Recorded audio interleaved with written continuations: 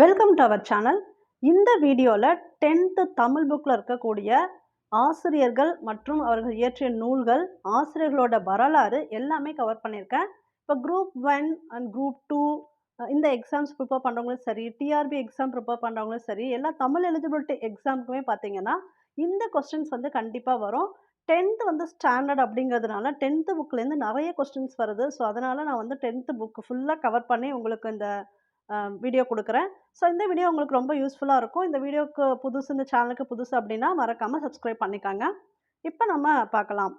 ஆசிரியர் ஃபஸ்ட்டு பாரதியார். பாரதியார் வந்து சிந்துக்கு தந்தை என்று அழைக்கப்பட்டவர். இதுவே நோட் பண்ணி வச்சுக்காங்க. அவர் இயற்றிய நூல்கள் பார்த்தீங்கன்னா குயில் பாட்டு, பாஞ்சாலி சபதம், கண்ணன் பாட்டு, பாப்பா பாட்டு, புதிய ஆத்திச்சூடி. ஸோ இது எப்படி நம்ம ஞாபகம் வச்சுக்கலாம், சின்ன சின்ன க்ளூ மூலமாக ஞாபகம் வச்சுக்கலாம். எப்போவுமே வந்து நீங்கள் க்ளூ ஞாபகம் வச்சு படிச்சிங்க அப்படின்னா ரொம்ப யூஸ்ஃபுல்லாக இருக்கும். அது மாதிரி நீங்கள் ஃபுல்லாக இப்போ புக்ஸ் படிச்சிங்கனாலும் சரி, நான் உங்களுக்கு ஒரு டிப்ஸ் சொல்கிறேன். நீங்கள் படிக்கிறத இந்த மாதிரி ஒரு டேபிள் ஃபார்மேட்லேயோ இல்லை முக்கியமான ஹிண்ட்ஸ் மட்டும் எழுதி வச்சுக்கிட்டிங்கன்னா திரும்ப ரிவிஷன் பண்ணும்போது ஃபுல் புக்கையும் நீங்கள் படிக்கணும்னு அவசியம் இல்லை. ஃபுல் புக்கு முடிச்சுட்டு நீங்கள் இந்த மாதிரி ரிவிஷன் பண்ணிக்கலாம். இப்போ பிகினர் அப்படின்னாலும் இதை நீங்கள் ஃபாலோ பண்ணலாம், இல்லை ரிவிஷன் பண்ணுறவங்களும் இதை நீங்கள் ஃபாலோ பண்ணிக்கலாம். ஸோ சின்ன க்ளூ உங்களுக்கு தரேன். இப்போ குயில் பாட்டு, அந்த குயில் இசை இருக்கும்போது கண்ணன், பாஞ்சாலி, பாப்பா இவங்க எல்லாம் சேர்ந்து ரசிச்சுட்டு இருந்தாங்க. அந்த மாதிரி நீங்கள் ஞாபகம் வச்சுக்கிட்டிங்கன்னா உங்களுக்கு ஈஸியாக இருக்கும். நெக்ஸ்ட்டு நப்பூதனார். நப்பூதனார் வந்து காவிரி பூம்பட்டினத்து பொன்வணிகனார் மகனார். இவர் இயற்றியது என்னன்னு பார்த்தீங்கன்னா முல்லைப்பாட்டு. இந்த முல்லைப்பாட்டு 10 பாட்டு நூல்களில் ஒன்று. முதல்ல அந்த 8 தொகை 10 பாட்டு அப்படிலாம் என்னென்ன இருக்குது, அதை இயற்றிய இவங்களை யார், அதெல்லாம் வந்து பார்த்து வச்சுக்காங்க. ஸோ இப்போ நம்ம நப்பூதனார் பற்றி பார்க்கலாம். முல்லை அப்படிங்கிறது வந்து அது ஒரு நிலத்துலையும் வரும் நமக்கு. முல்லை வந்து காடு சம்மந்தப்பட்ட இடம். நீங்கள் எப்படி க்ளூ ஞாபகம் வச்சுக்கலாம்னா, காட்டில் தான் பூதம் இருக்கும். நப்பூதனார், இந்த பூதம் ஞாபகம் வச்சுக்கோங்க. அப்போ காட்டில் பூதம் இருக்குது. இந்த மாதிரி நீங்கள் வந்து ஞாபகம் வச்சுக்கிட்டிங்கன்னா எந்த சுச்சுவேஷனுமே இது உங்களுக்கு மறக்காது. முல்லைப்பாட்டு அப்படின்னாலே முல்லை, பூதம், நப்பூதனார் அது ஞாபகம் வந்துடும். ஸோ இது வந்து 103 அடிகளை கொண்டது நூல். அது இல்லாமல் குறைந்த அடிகளை உடைய நூல். அப்போ அந்த காட்டோட அடி பார்த்தீங்கன்னா ரொம்ப கம்மியாக இருக்குது. இப்படி ஞாபகம் வச்சுக்கலாம். 103 அடி கொண்ட காடு அப்படி கூட ஞாபகம் வச்சுக்கலாம். நெக்ஸ்ட்டு சிங்காரம். இவர் வந்து சிவகங்கை மாவட்டத்தை சேர்ந்தவர். சிங்கமுனரி அப்படிங்கிற இடத்த சேர்ந்தவர். இவர் இந்தோனேஷியாவுக்கு போயிட்டு இருந்தப்ப அங்கே போர் நடந்துட்டு இருந்தது. அப்போ அவர் வந்து கற்பனையாக வடித்த அந்த ஒரு புதினம் தான் இந்த புயலிலே ஒரு தோணி. இது சுதந்திர போராட்டத்துக்கு பேஸ் பண்ணி இருக்கிறதுனால இது புலம்பெயர்ந்த தமிழர்கள் பற்றிய முதல் புதினம். ஸோ இது வந்து ஞாபகம் வச்சுக்கோங்க. புயலிலே ஒரு தோணி, இதை வந்து படைத்தவர் சிங்காரம். நெக்ஸ்ட்டு பெருஞ்சித்திரனார். இவருக்கு எப்படி ஒரு அடைமொழி பெயர் இருக்குன்னு பார்த்தீங்கன்னா பாவலேறு பெருஞ்சித்திரனார். இது வந்து அடிக்கடி கேட்பாங்க. அப்புறம் இவரோட இயற்பெயர் என்னன்னு பார்த்தீங்கன்னா துரைமாணிக்கம். இதுவுமே அடிக்கடி கேட்குற கொஸ்டின். பெருஞ்சித்திரனோட இயற்பெயர் என்னன்னா துரைமாணிக்கம். இவரோட அடைமொழி பெயர் பாவலேறு பெருஞ்சித்திரனார். இவர் இயற்றிய படைப்புகள் என்னென்னு பார்த்தோம்னா கனிச்சாறு. இந்த கொஸ்டின் வந்து உங்களுக்கு மேட்ச்லேயே அதிகமாக கேட்பாங்க. கனிச்சாறு கொடுத்துட்டு பெருஞ்சித்திரனார் கொடுப்பாங்க. ஸோ கனிச்சாறு, உலகியல் 100, கொய்யாக்கனி, பாவிய கொத்து, நூறாசிரியம், என்சுவை 80, மகப்புகு வஞ்சி, பள்ளிப்பறவைகள், திருக்குறளுக்கு மெய்ப்பொருள் உரையும் இவர் எழுதியிருக்காரு. ஸோ இது எல்லாமே நீங்கள் வந்து நிறைய அந்த நூல்னு வரும். அப்போ அந்த நூலை வச்சு இவரை ஞாபகம் வச்சுக்கலாம். உலகியல் 100, நூறாசிரியம், பாவிய கொத்து இது எல்லாமே பார்த்தீங்கன்னா அந்த நூல் சம்மந்தப்பட்டதாகவே இருக்கும். கொய்யாக்கனி, பள்ளிப்பறவைகள், பறவை வந்து கொய்யா நல்லா சாப்பிடும். ஸோ இந்த மாதிரி சின்ன சின்ன ஹிண்ட்ஸ் வந்து வச்சுக்காங்க. அந்த நூல், அதுக்கப்புறம் அந்த இடம், பறவை சாப்பிட்ற அந்த கொய்யாக்கனி எப்படி ஞாபகம் வச்சுக்கிட்டிங்கன்னா பாவலேறு பெருஞ்சித்திரனார் ஈஸியாக ஞாபகம் வந்துடும். முகமது அலி. அதோ அந்த பறவை போல, இதுதான் இவரோட படைப்பு. இப்போ சலிமலி சென்டர் பார்த்தீங்கன்னா பறவைக்குரியது. அந்த அலி ஞாபகம் வச்சுக்கிட்டிங்க அப்படின்னா இந்த முகமது அலி வந்து பறவை சம்மந்தப்பட்டது ஞாபகம் வச்சுக்கலாம். அதோ அந்த பறவை போல. ராமகிருஷ்ணன். உலகின் மிகச்சிறிய தவளை. நெக்ஸ்ட்டு இளம்பெருவழுதி. புறநானூறு. இது வந்து இளம்பெருவழுதியோட படைப்பு. புறநானூறு புற வாழ்க்கை பற்றியது. புறநானூறுனாலே புற வாழ்க்கை பற்றியது. இதுவும் பார்த்தீங்கன்னா 8 தொகை நூல்களில் ஒன்று. இந்த புறநானூறில் ஒரு பாட்டு எழுதியிருக்கிறது இளம்பெருவழுதி. நெக்ஸ்ட் அதிவீரராம பாண்டியர். இவரோட இன்னொரு பேர் பார்த்தீங்கன்னா சீவலமாறன். அதிவீரராம பாண்டியர், சீவலமாறன். காசிக்காண்டம், நைடதம், லிங்க புராணம், நருந்தொகை இந்த நருந்தொகையோட இன்னொரு பெயர் என்ன? வேறு பெயர் என்ன? சிறப்பு பெயர் என்ன? அப்படின்னு அடிக்கடி கேட்பாங்க. வெற்றி வேர்க்கை. சப்போஸ் வெற்றி வேர்க்கையோட சிறப்பு பெயர் என்னன்னு கூட கேட்கலாம். நருந்தொகை. நருந்தொகைனாலும் வெற்றி வேர்க்கை. 2 ஒண்ணு தான். இத வந்து மறந்துடாதீங்க. இது அடிக்கடி ரிப்பீட்டட் கொஸ்டின். அடுத்து வாயு சம்கிதை, திருக்குறுவை அந்தாதி, தென் கூர்ம புராணம். பெருங்கௌசிகனார். இவர் எழுதிய நூல் எதுன்னு பார்த்தீங்கன்னா, மலைப்படுகடாம். இது 10 பாட்டு நூல்களில் ஒன்று. மலைப்படுகடாமுக்கு இன்னொரு பேர் என்னன்னு பார்த்தீங்கன்னா, கூத்தராற்று படை.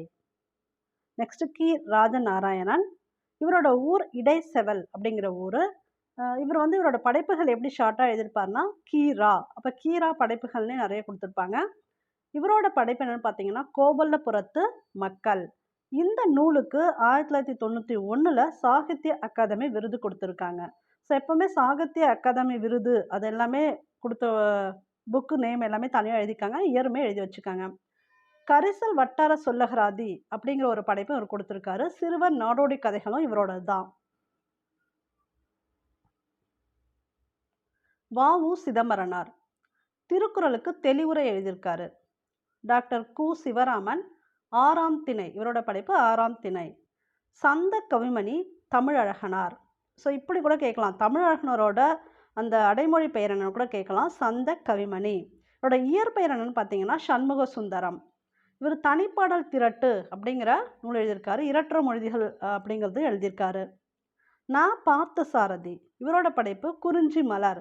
இப்போ இது எப்படி நீங்கள் ஈஸியாக ஞாபகம் வச்சுக்கலாம். குறிஞ்சி மலர்லாம் வந்து ரேராக பூக்கக்கூடியது. ஸோ பார்த்தசாரதிங்கிற பேர் ரேராக வைப்பாங்க. ஸோ அந்த மாதிரி நீங்கள் ஞாபகம் வச்சுட்டிங்கன்னா உங்களுக்கு ஈஸியாக இருக்கும்.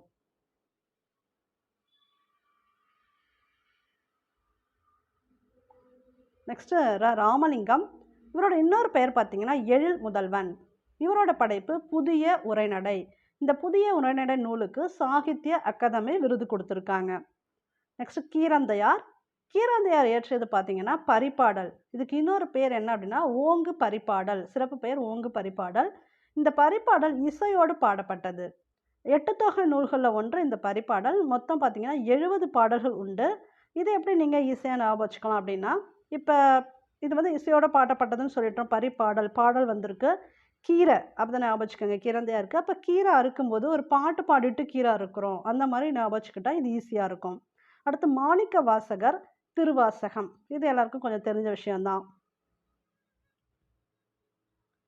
Next Stephen Hawking.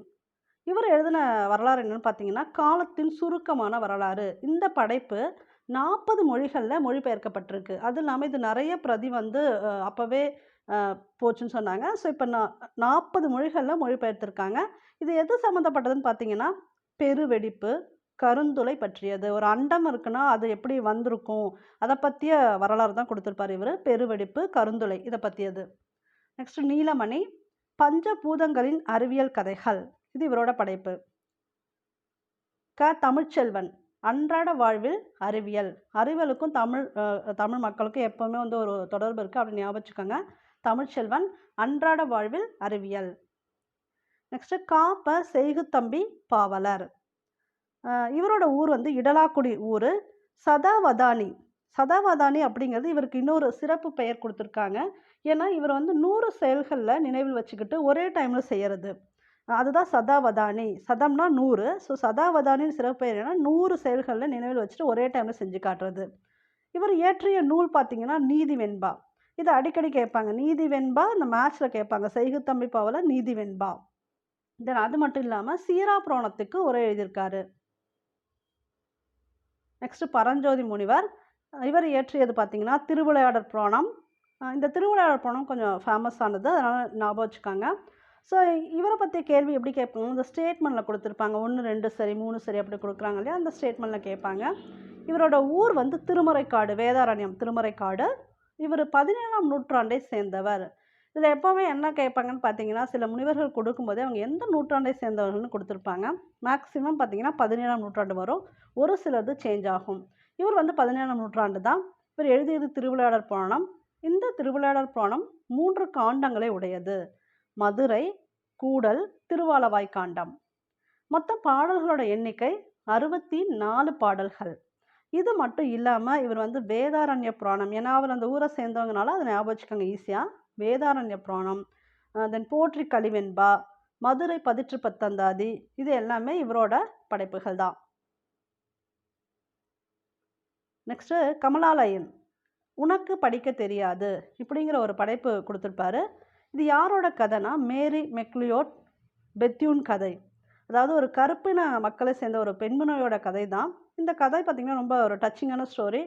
அதாவது இன்னொரு பெண் என்ன சொல்லிடுவாங்கன்னா, இவங்க ஒரு புக்கை தொடும்போது உனக்கு படிக்க தெரியாது எடுக்காதன்னு சொல்லிடுவாங்க. அந்த வேர்டு வந்து இவங்களை ரொம்ப ஹர்ட் பண்ணிடும். ஸோ அதுக்காகவே அவங்க வந்து நல்லா படித்து ஒரு ஸ்கூலே உருவாக்கியிருப்பாங்க இந்த ஒடுக்கப்பட்ட மக்களுக்காக. அதனால தான் இந்த கதையை வந்து இவர் உருவாக்கியிருப்பார். கமலாலயனோடது உனக்கு படிக்க தெரியாது. நெக்ஸ்ட்டு தமிழில் வள்ளிக்கண்ணன், சிறந்த சிறுகதைகள் 13, தமிழில் வே ஸ்ரீராம், குட்டி இளவரசன், தமிழில் எம்பி அகிலா, ஆசிரியரின் டைரி. ஸோ இதை நீங்கள் எப்படி ஞாபகம் வச்சுக்கலாம்னா, அகிலாங்கிறவங்க ஒரு டீச்சர் ஞாபகம் வச்சுக்கலாம், அவங்க டைரி எழுதுவாங்க ஞாபகம் வச்சுக்கலாம். ஒரு க்ளூக்காக சொல்கிறேன் நான். நெக்ஸ்ட்டு அருணகிரிநாதர் திருப்புகழ், இதெல்லாம் வந்து மேட்ச்சில் வரும். நெக்ஸ்ட்டு ந முத்துசாமி, இவரோட அடைமொழி பெயர் பார்த்தீங்கன்னா கலைஞாயிறு. ந முத்துசாமி, இவர் தெருக்கூத்தை அடையாளமாக்கியவர். அப்புறம் இந்தியாவோட அந்த தாமரை திரு விருது, தமிழ்நாட்டின் கலைமாமணி விருது பெற்றவர். கவிஞர் உமா மகேஸ்வரி, மதுரையை சேர்ந்தவர். இவரோட படைப்புகள் என்னென்னு பார்த்தீங்கன்னா நட்சத்திரங்களின் நடுவே, வெறும் பொழுது, கற்பாவை, இதெல்லாம் இவங்களோட படைப்புகள். நெக்ஸ்ட்டு குமரகுருபரர். குமரகுருபரர் பற்றி பார்த்தீங்கன்னா அடிக்கடி கொஸ்டின்ஸ் கேட்பாங்க. நீங்கள் ஓல்டு கொஸ்டின்ஸ் ரெஃபர் பண்ணாலே தெரியும் உங்களுக்கு. இவர் வந்து 17ஆம் நூற்றாண்டை சேர்ந்தவர். நான் சொன்னேன் இல்லைங்களா, சில பேருக்கு வந்து எந்த நூற்றாண்டை சேர்ந்தவங்கன்னு கொடுத்துருப்பாங்க. இவரும் 17ஆம் நூற்றாண்டு தான். முத்து குமாரசாமி பிள்ளை தமிழ், இதுதான் முக்கியமான படைப்பு. இது வந்து 96 சிற்றிலக்கியத்தில் ஒன்று. இது இல்லாமல் கலிவெண்பா, மீனாட்சி அம்மை பிள்ளை தமிழ், மதுரை கலம்பகம், இது எல்லாமே வந்து குமரகுருபரோட படைப்பு தான். இவரை பற்றி அடிக்கடி கேட்கறதுனால இதை வந்து நல்லா ஞாபகம் வச்சுக்கோங்க, படிச்சுக்காங்க. அது மட்டும் இல்லாமல் சகல கலாவல்லி மாலை, நீதிநெறி விளக்கம், இது அடிக்கடி கேட்பாங்க. ஒன்று முத்துக்குமாரசாமி பிள்ளை தமிழ் கேட்குறாங்கன்னா இந்த நீதிநெறி விளக்கம் கேட்டுருவாங்க. திருவாரூர் மும்மணிக்கோவை இவரோட தான். இதை வந்து எப்படி நீங்கள் ஞாபகம் வச்சுக்கோங்கன்னா குமரகுருபரர், குமாரசாமி, முத்துக்குமாரசாமி அப்படி ஞாபகம் வச்சுக்கோங்க. கம்பர் வந்து 12ஆம் நூற்றாண்டை சார்ந்தவர். இவர் இயற்றியது பார்த்தீங்கன்னா கம்ப ராமாயணம். இதுக்கு இன்னொரு பெயர் வந்து ராமாவதாரம். அதாவது கம்பர் அவர் இயற்றிய ராமாயணத்திற்கு வைத்த பெயர் என்னன்னு கேட்பாங்க. அது ராமாவதாரம். இது 6 காண்டங்களை உடையது. இவரோட மற்ற பெயர்லாம் பார்த்தீங்கன்னா அடைமொழி பெயர்லாம் கல்வியில் பெரியவர் கம்பர், கம்பன் வீட்டு கட்டுத்தறியும் கவிபாடும். தென் சோழ நாட்டு திருவனந்தூரில் பிறந்தவர். திருவெண்ணைநல்லூர் சடையப்ப வள்ளலால் ஆதரிக்க பெற்றவர். தென் விருத்தம் என்னும் ஒன்பாவிற்கு உயர் கம்பன், இதெல்லாம் இவரோட புகழுக்கு சான்று.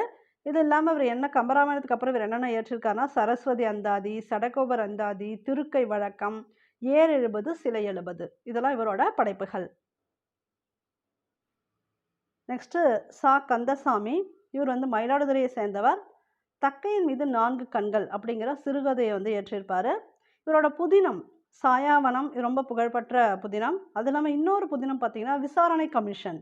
இந்த விசாரணை கமிஷன் அப்படிங்கிற புதினத்துக்கு சாகித்ய அகாதமி விருது கொடுத்துருக்காங்க. இது வந்து அடிக்கடி கேட்குற கொஸ்டின். சா கந்தசாமி படைப்பில் எந்த புதினத்துக்கு சாகித்ய அகாதமி விருது கொடுத்துருக்காங்க அப்படின்னு கேட்பாங்க.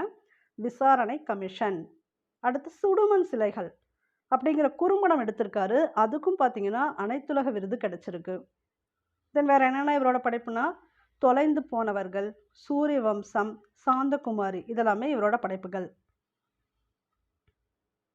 சுரதா தேன்மழை, இது வந்து ஒரு ரொம்ப இம்பார்ட்டன்ட் கொஸ்டின். அடிக்கடி கேட்பாங்க. சுரதாவோட படைப்பில் எதுன்னு பார்த்தீங்கன்னா தேன்மழை அடிக்கடி கேட்பாங்க. நீங்கள் வந்து இதை எப்படி ஞாபகம் வச்சுக்கலாம் ஈஸியானா தேன் சுரக்கும் அப்படி ஞாபகம் வச்சுக்கோங்களா. ஏன்னா சுரதாவோட படைப்பு அடிக்கடி கேட்பாங்க. தேன்மழைன்னா அந்த மேட்ச்சில் பார்த்தீங்கன்னா அடிக்கடி ஓல்டு கொஸ்டின்ஸ் எடுத்து பார்த்தீங்கனாலே கண்டிப்பாக தெரியும். நெக்ஸ்ட்டு காத்த திருநாவுக்கரசு, திருக்குறள், நீதி இலக்கியம். கா பெருமாள், நாட்டார் கலைகள். நெக்ஸ்ட் மாப்போ சிவஞானம், இவர் வந்து ஒரு விடுதலை போராட்ட வீரர். இவருக்கு இன்னொரு பேர் சிலம்பு செல்வர். இவரோட சிலை எங்கெல்லாம் இருக்குன்னு பார்த்தீங்கன்னா டி நகர் மற்றும் திருத்தணிலே இவருக்கு சிலை வச்சுருக்காங்க. இவர் தமிழரசு கழகத்தை தொடங்கியவர். இந்த கழகத்தை தொடங்கியிருக்காரு. அப்புறம் இவரோட படைப்புகள் வந்து பார்த்தீங்கன்னா சிற்றகல் ஒலி, எனது போராட்டம், வள்ளலார் கண்ட ஒருமைப்பாடு. இந்த படைப்புக்கு சாகித்ய அகாதமி விருது 1966 கொடுத்துருக்காங்க. அது இல்லாமல் இவர் சிலப்பதிகாரத்தை மக்களுக்கு எடுத்து செல்லணும் அப்படின்னு விரும்பியவர். இந்த சாகித்ய அகாதமி விருது எந்த படைப்புக்குன்னு பார்த்துக்கோங்க. வள்ளலார் கண்ட ஒருமைப்பாடு. நெக்ஸ்ட் கூப்ப ராஜகோபாலன். இவர் கும்பகோணத்தை சேர்ந்தவர். இவரோட படைப்புகள் எப்படி இருக்கும்னா கூப்பாரா படைப்புகள்னு இருக்கும். இவரோட ஒரு படைப்பு பார்த்தீங்கன்னா ஏர் புதிதா. நெக்ஸ்ட் 2ஆம் ராஜராஜ சோழனுக்கு வேற என்னென்ன பேருன்னு கொடுத்துருக்கேன். கோப்பரகேசரி, திருபுவன சக்கரவர்த்தி. நெக்ஸ்ட் இளங்கோவடிகள்.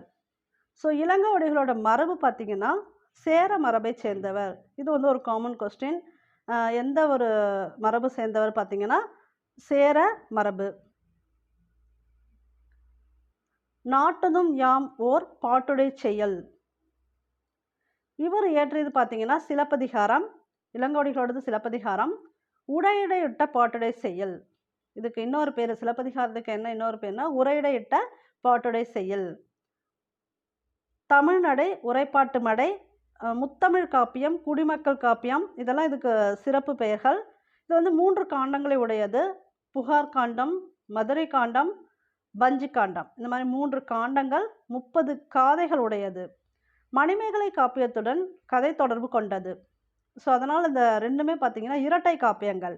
அதாவது சிலப்பதிகாரமும் மணிமேகலையும் இரட்டை காப்பியங்கள்.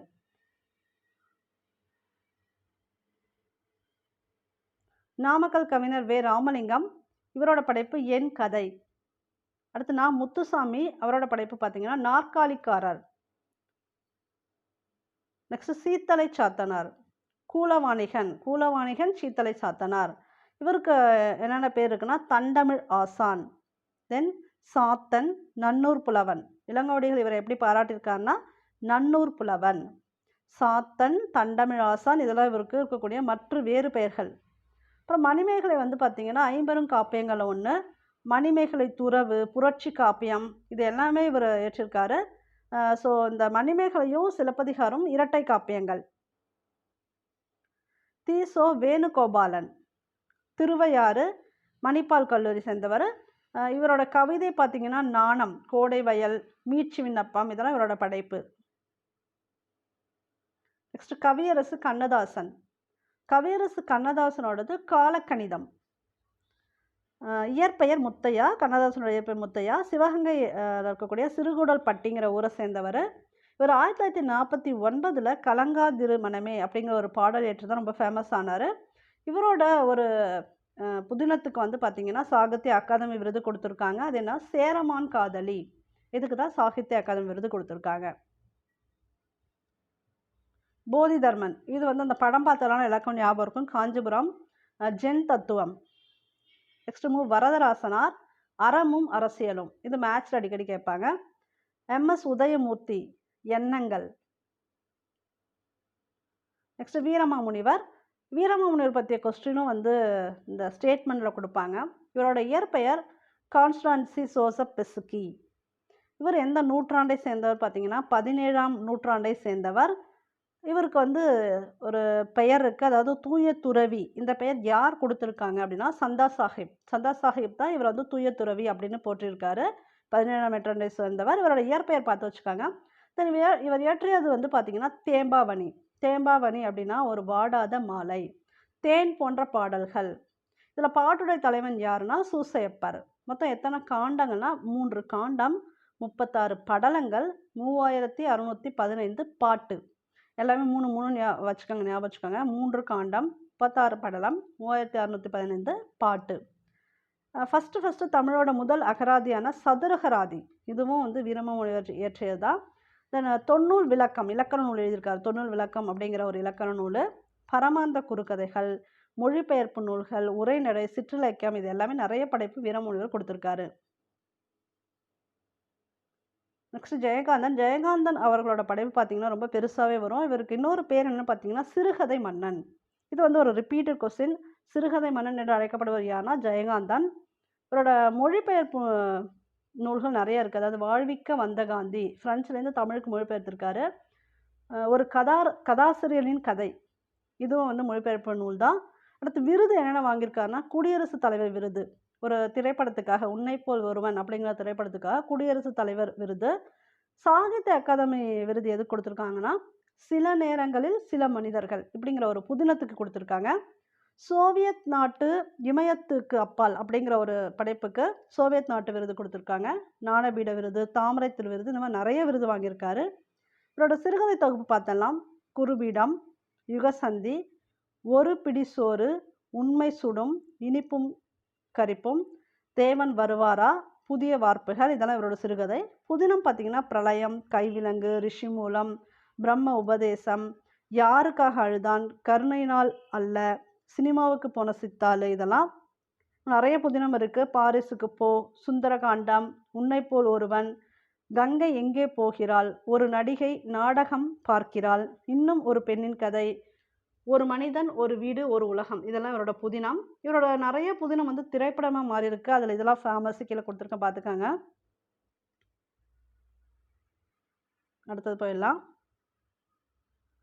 தென் கு அழகிரிசாமி, இவர் வந்து ஒரு அரசு பணியை உதறிவிட்டுட்டு எழுத்து பணியை தொடர்ந்தவர். இவர் கீராவுக்கு கடிதம் எழுதியவர், அதெல்லாம் உண்டு. ஒருவன் இருக்கிறான், இந்த கதை தான் ஒரு மனிதநேய கதை எழுதியிருப்பாரு. அந்த 10th புக்கில் இருக்கும். அது ஒரு டச்சிங் ஸ்டோரி தான், நோயாளியோட கதை. இந்த ஒருவன் இருக்கிறான் கதை இவரோட படைப்பு தான். நெக்ஸ்ட் பாவண்ணன், யானை சவாரி. அடுத்து திலகவதி, இவங்களோட படைப்பு என்னன்னு பார்த்தீங்கன்னா கல்மரம். முருகேச பாண்டியன், அற்றை திங்கள் அவ்வெண்ணிலவில். ஸோ இது வரைக்கும் 10th புக்கில் கூடிய எல்லா நூலாசிரியர்கள் அவங்க இயற்றிய படைப்புகள் எல்லாம் ஒன்று விடாமல் உங்களுக்கு கொடுத்துட்டேன். இந்த வீடியோ உங்களுக்கு ரொம்ப யூஸ்ஃபுல்லாக இருக்கும்னு நினைக்கிறேன். நெக்ஸ்ட் வந்து நான் 9th வீடியோ போடுறேன். இந்த சேனலுக்கு புதுசுனா மறக்காமல் சப்ஸ்கிரைப் பண்ணி வச்சுக்கோங்க. தேங்க்யூ ஃபார் வாட்சிங்.